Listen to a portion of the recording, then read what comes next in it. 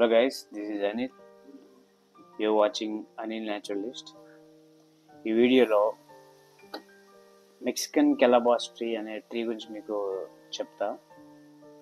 And దానికి కొన్ని evolutionary ట్రైట్స్ గురించి కూడా చెప్తా. అంటే దాంట్లో ఉన్న కొన్ని క్యారెక్టర్స్ ఏంటంటే కాలక్రమేణా పరిణితి చెందే. ఈ మెక్సికన్ కెలాబాస్ ట్రీని క్రైసాంథియా అలాటే అని కూడా అంటారు. సో దీన్ని ఫస్ట్ టైం నేను రాజమండ్రిలో ఒక పార్క్లో నేను చూడడం జరిగింది. దాన్ని చూసినప్పుడు నోటీస్ చేసిన క్యారెక్టర్ ఏంటంటే క్యాలీఫ్లోరీ. ఈ ఫ్లవర్స్ అనేవి స్టెమ్ నుంచి రావడం అనేది నేను చూసాను. సో దాని గురించి నేను వన్ ఆఫ్ మై ప్రీవియస్ వీడియోస్లో కూడా చెప్పడం అయితే జరిగింది. సో దీనికి ఉన్న మరో క్యారెక్టర్ ఏంటంటే ఫ్రూట్ షెల్ అన్నమాట. అది చాలా హార్డ్గా ఉంటుంది. సో దాని బ్యాక్ స్టోరీ మీకు ఈ వీడియోలో వివరిస్తా.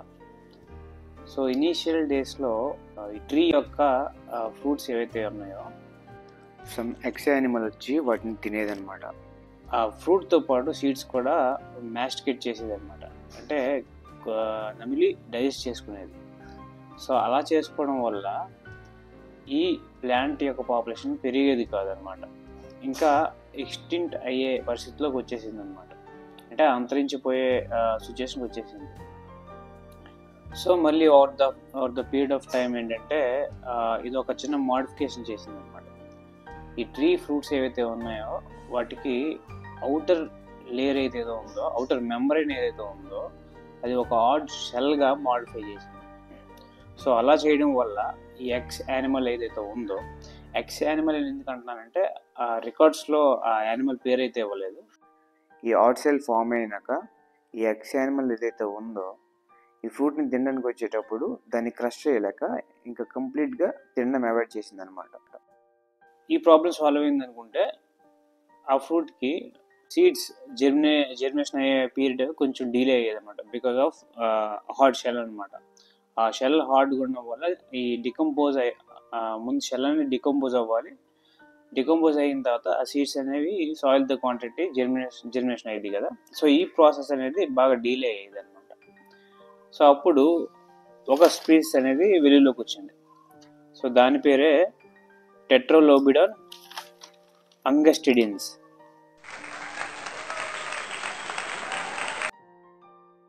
ఇది చూడడానికి 4 దంతాల ఏనుగులా కనిపిస్తుంది.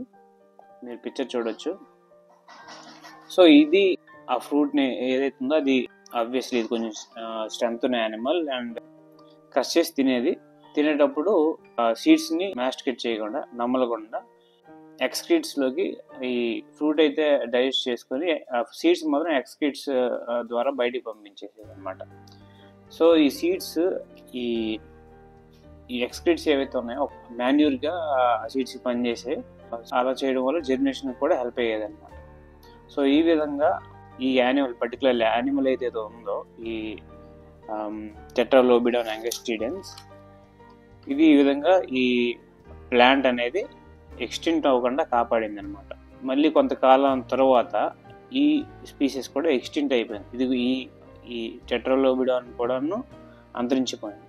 సో ఇప్పుడైతే హార్సెస్ ఆ ప్లేస్ని తీసుకున్నాయి. And for some other reasons ఇంకా ఎక్స్టింక్ట్ అయ్యే కండిషన్లోనే ఉంది. సో ఒకవేళ ఈ ప్లాంట్ కానీ ఈ ట్రీ కానీ చూసినట్టయితే please protect this rare plant. That's all for this video.